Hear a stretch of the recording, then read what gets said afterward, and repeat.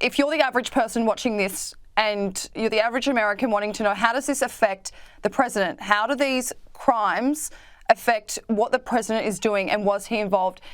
Can you give a general overview to me of how Joe Biden was involved in Hunter Biden's business deals?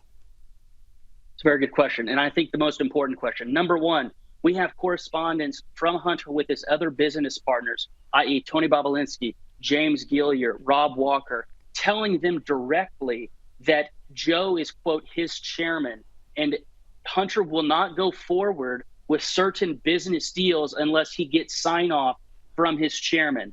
So what does this mean? Those deals are not, say, bringing high-tech Japanese technology to the U.S. No. Those deals are consulting contracts with foreign oligarchs. And in particular, those foreign oligarchs are usually in a legally fraught environment where they're wanting a prosecutor in their own country to stand down. For example, let's get very specific. In two countries, Ukraine and Romania, Hunter was hired, along with Rob Walker and other people, his business partner, to lobby U.S. officials to get them to go after their own prosecutors. In the case of Ukraine, it was Mykola Zlochevsky and Viktor Shokin. And in the case of Romania, it was Gabriel Popoviciu and Laura Kövesi. All of this is laid out in our report, as I mentioned. And Hunter's job is very simple.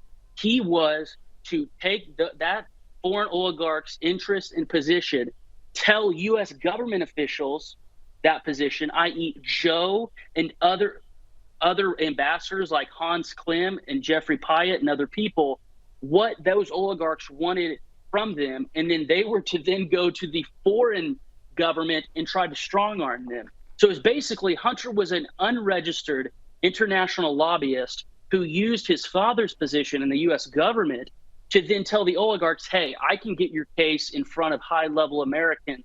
And these consulting contracts, Maddie, range from like $165,000 a month to, at the most, like $250,000 per month. And all the work that Hunter did was just passing along a message. It was literally just lobbying, and he was not registered to do that work. And so how does this affect our national security? In almost every single country that Joe Biden, while vice president, was our point person in, Hunter had business contracts in those countries, and he was basically for sale. Meaning, if you're a foreign oligarch and you're in a pinch legally, hey, I'm Hunter Biden, I can take your case to U.S. ambassadors and my daddy, who's the VP, and we can make your case to your own government. And what can the U.S. Provide in this scenario? Well, they can provide either a carrot or a stick.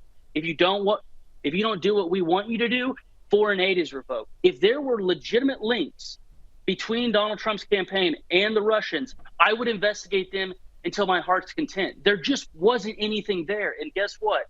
They had hundreds of subpoenas to do this. My nonprofit, Marco Polo, obviously didn't have the luxury of subpoenas. All we had was a copy of this device, which is a lot. But I'm saying that if we had the luxury of issuing subpoenas, we could get a lot more info.